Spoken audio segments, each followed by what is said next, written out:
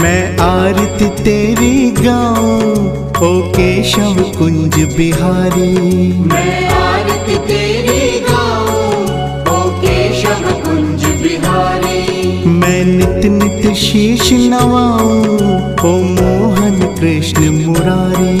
मैं नित नित शीश नवाऊं ओ मोहन कृष्ण मुरारी।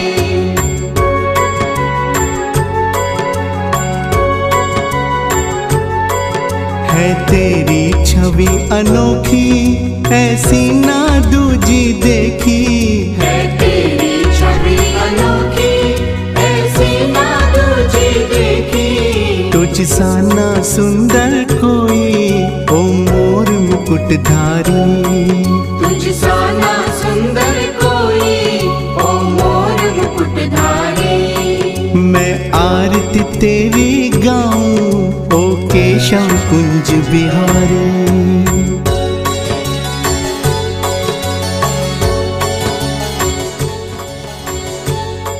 जो आए शरण तिहारी विपदा मिट जाए सारी। जो आए शरण तिहारी विपदा मिट जाए सारी। हम सब पर कृपा रखना ओ जगत के पालनहारी। हम सब पर कृपा रखना ओ जगत के पालनहारी। मैं आरती तेरी गाऊं ओ केशव कुंज बिहारी। राधे राधे मित्रों, आप सभी का स्वागत है मेरे चैनल वैदिक कंसोटिया फैमिली पर। आप सभी जानते हैं, अगर आपने हमारी पहली वीडियोस देखी हैं तो आपको पता लगा होगा कि हमारे भागवत के अध्याय चल रहे हैं। तो पहले 4 अध्याय की वीडियो मैं दे चुका हूं और बाकी के अब आने वाले जो अध्याय हैं उनकी वीडियो के लिए आप हमें सब्सक्राइब कर सकते हैं और हमारी वीडियोस अच्छे लगे तो आप लाइक भी कर सकते हैं और भी लोगों को आप शेयर कर सकते हैं। तो चलते हैं हमारे अगले अध्याय पर। मतलब पहले वाला जो हमारा अध्याय था तो उसमें भी एक कर्म योग था। उसमें कर्म योग बताया गया था कि क्या क्या कर्म करने चाहिए, लेकिन इसमें कर्म योग जो बताया गया है वो कृष्ण भावना अमृत मतलब कृष्ण जी की भक्ति वाला जो कर्म योग है वो बताया गया है।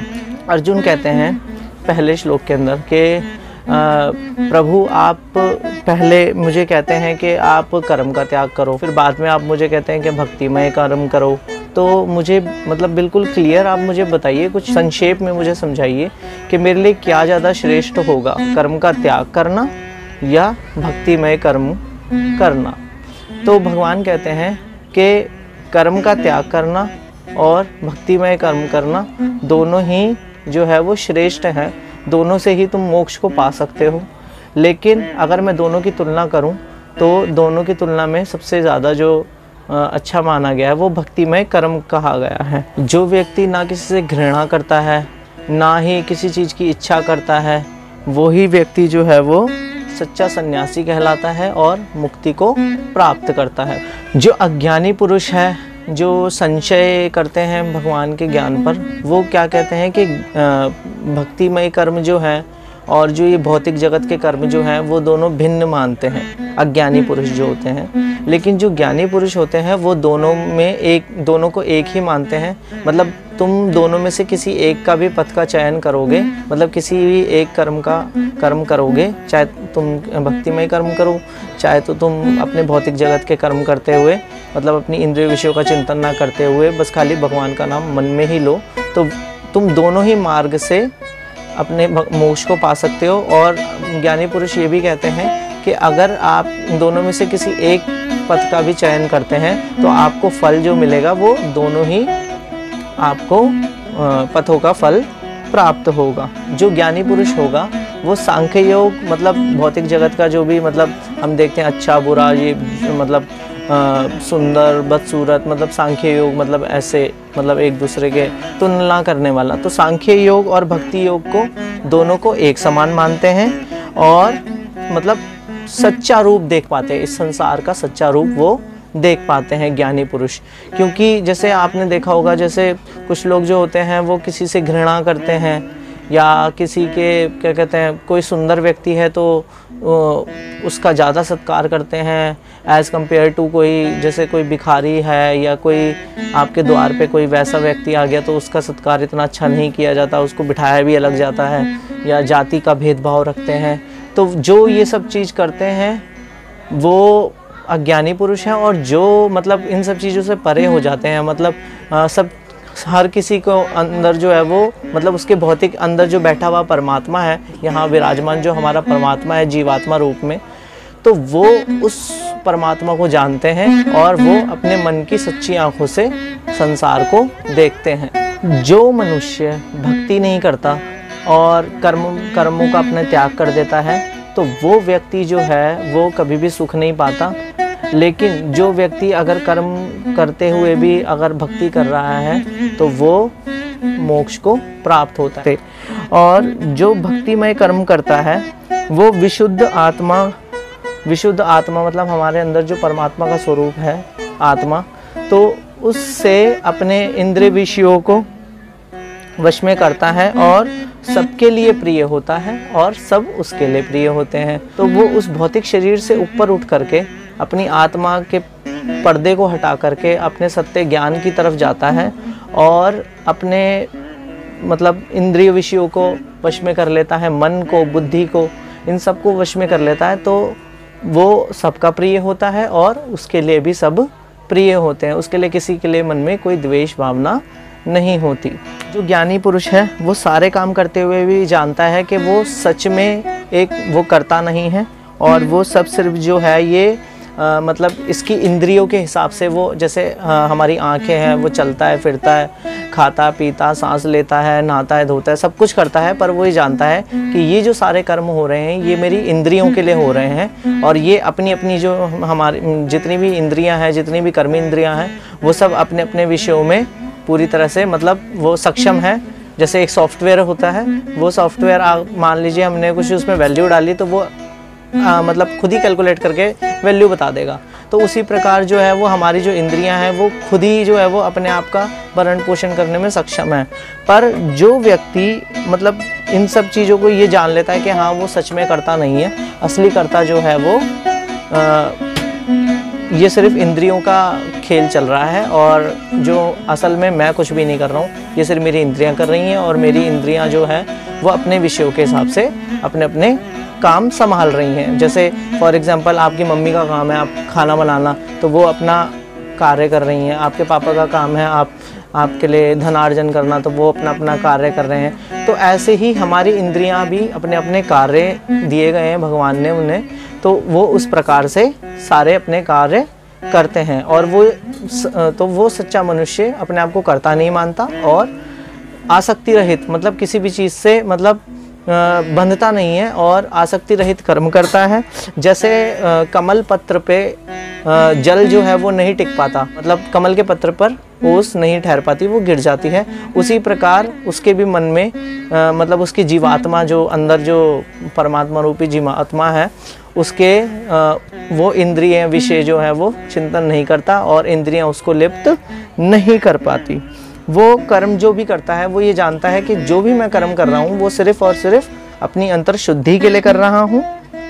और जो भक्ति से युक्त नहीं है, मतलब जो व्यक्ति भक्ति से युक्त नहीं है वो फल चाहते हैं कि जी भगवान हमको ये दे दो, भगवान हमको वो दे दो, भगवान हमको ये दे दो, तो उनके मन में कामनाएं रहती हैं, वो फल चाहते हैं, जिसके कारण जो है वो इस चक्र में बंध जाते हैं, मतलब मोक्ष नहीं पा पाते। जो व्यक्ति अपनी प्रकृति को वश में कर लेता है, मतलब जो उसकी प्रकृति है, जो उसका मतलब जो उसका भौतिक शरीर है उसको वश में कर लेता है, तो वो कर्म का त्याग करता है।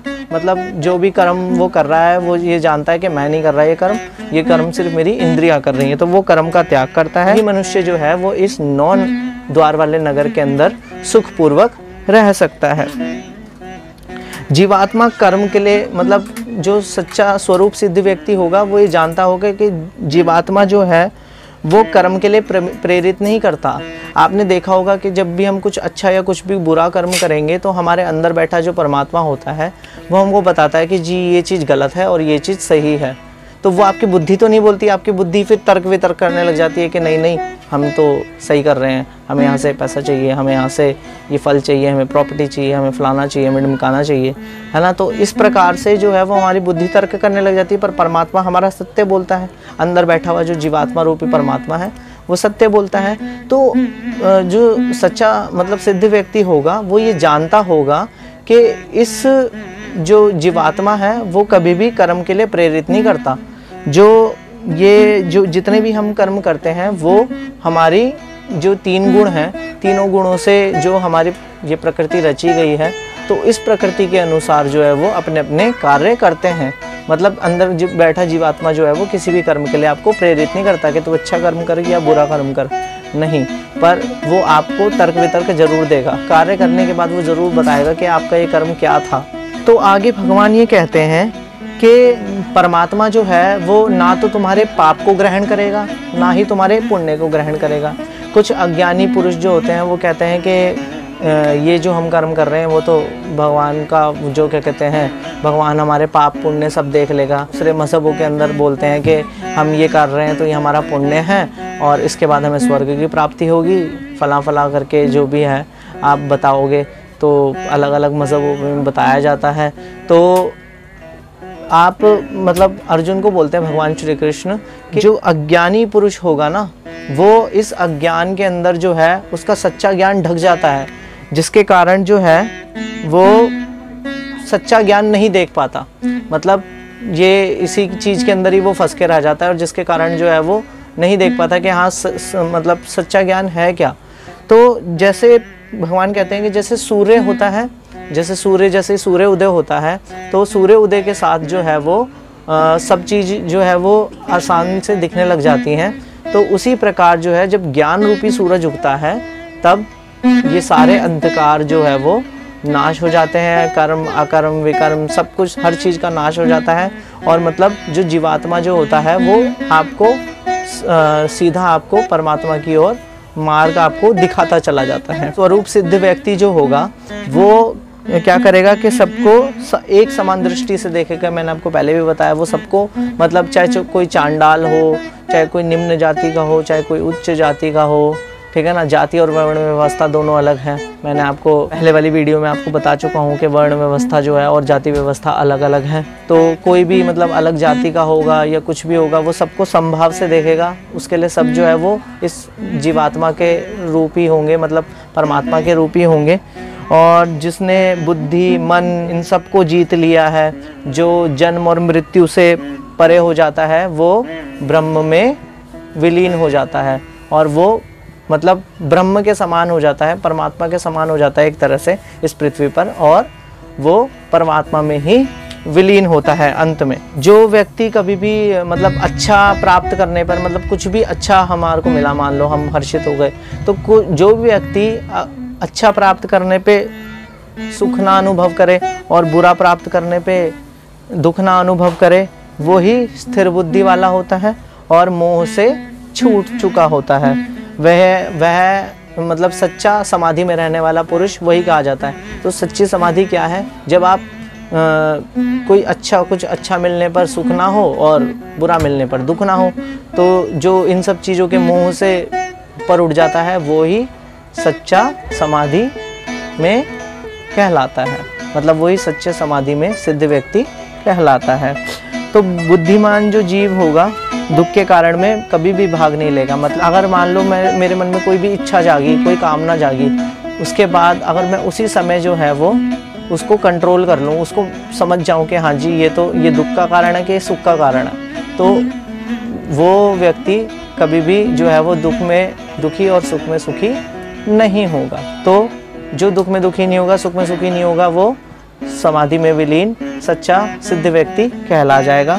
और जो बुद्धिमान व्यक्ति होगा वो कभी भी क्या कहते हैं दुख के कारणों में भाग नहीं लेगा। और जो इंद्रियों की तृप्ति के अंदर जो है वो मतलब जो सच्चा जो व्यक्ति होगा, बुद्धिमान जो व्यक्ति होगा, वो इंद्रियों की तृप्ति के अंदर जो है वो मतलब उसका सत्य जानता होगा कि इसका आदि भी है और अंत भी है। लेकिन एक परमात्मा और एक भक्ति ही ऐसी है जिसका ना तो आदि है ना अंत है। जो ये चीज़ जान लेगा वो ही सबसे चतुर व्यक्ति कहलाया जाएगा भागवत के अनुसार। वो मनुष्य मतलब मृत्यु से पहले जो है वो इंद्रियों को वश में कर लेते हैं और अंतःकरण मतलब अपने मन को, बुद्धि को, इन सब को वश में कर लेते हैं, तो वो व्यक्ति जो है वो अपने अंतःकरण के अंदर सुख का अनुभव करते हैं कि जी अब हम संतोष प्राप्त कर रहे हैं, ठीक है ना। वो कर्मठ हैं, मतलब कर्म से मतलब कर्म तो कर रहे हैं लेकिन कर्म के फलों से मुक्त हैं, कर्म के फलों के अंदर बंधते नहीं हैं और अंतःकरण में ही भ्रमण करते हैं। जैसे मान लीजिए कि अगर मान लीजिए हमारे मन में मतलब कुछ भी प्रश्न दिखा उन्हें बाहर, तो वो किसी और के पास न जा कर के अपने अंदर बैठे परमात्मा से, मतलब एक डिवाइस है, मान लीजिए आप ये समझ लीजिए डिवाइस है कि सीधा जो है वो भगवान से कनेक्ट करेगा, तो वो डिवाइस से अपने डिवाइस से पूछेंगे फ़ोन मिला करके ऊपर कि जी बताओ जी मेरी शंका का निवारण करो आप। तो वो अंतःकरण में ही भ्रमण करते हैं, मतलब अपने अंदर ही परमात्मा का स्मरण करते हैं और अंतर्मुखी होते हैं। तो वो ही जो है वो व्यक्ति सच्चा योगी कहलाता है।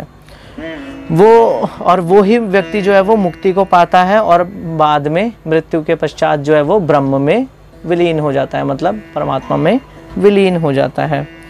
और किसी भी प्रकार के डाउट से मुक्त जो व्यक्ति होगा वो सबका कल्याण करने वाला होगा और क्या कहते हैं, सबको समभाव से देखने वाला होगा और अंत में निर्वाण को प्राप्त होगा। निर्वाण मतलब मोक्ष को प्राप्त होगा। वो व्यक्ति जो होगा वो आत्म संयमी होगा, मतलब अपना संयम नहीं खो पाएगा हर चीज़ में, चाहे सुख हो, चाहे दुख हो, चाहे क्रोध हो, काम क्रोध, इन सब पे उसने विजय पाई होगी और सिद्धियों के लिए हमेशा प्रयास करता रहेगा, मतलब हमेशा जो है वो सिद्धि के लिए प्रयास करता रहेगा और अंत में उनकी मुक्ति तो संभव है। अर्जुन, ऐसा भगवान ने कहा कि जो मतलब स्वरूप सिद्ध व्यक्ति होगा वो अपने सिद्धि के लिए प्रयास करता रहेगा और अंत में मुक्ति ज़रूर पाएगा।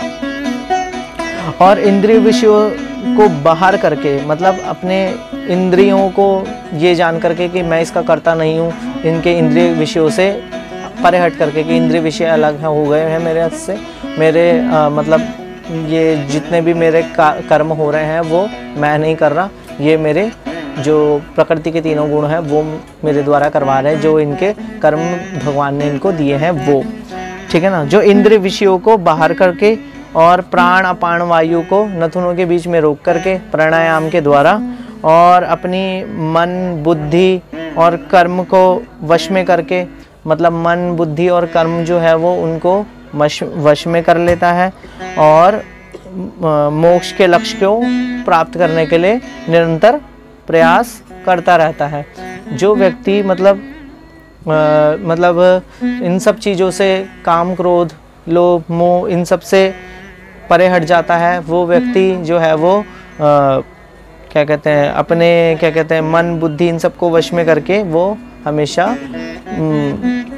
मोक्ष के लिए प्रयास करता रहता है और अंत में मोक्ष को पाता है। भगवान कहते हैं कि मुझे सारे यज्ञों का और तपों का और मतलब सभी प्रकार के जो भक्तिमय कर्म हैं उन सब का भोक्ता, मतलब उन सब जो भी कोई भी पूजा पाठ कुछ भी करेगा तो वो स्वयं उन सब का भोग मैं करने वाला हूँ, तो उन सब का भोक्ता मान और सभी देवताओं का परमेश्वर मान और सारे जीवों का उपकारी और हितकारी सोचने वाला, और मतलब किसी से भी मैं क्लेश और द्वेष नहीं रखता, ठीक है ना। और मेरे भावना अमृत से पूर्ण पुरुष शांति का लाभ करता है, मतलब जो मेरे भक्ति रस में डूब जाता है वो अंतर्मन में शांति का मतलब शांति का अनुभव करता है और वो पूर्ण पुरुष कहलाता है।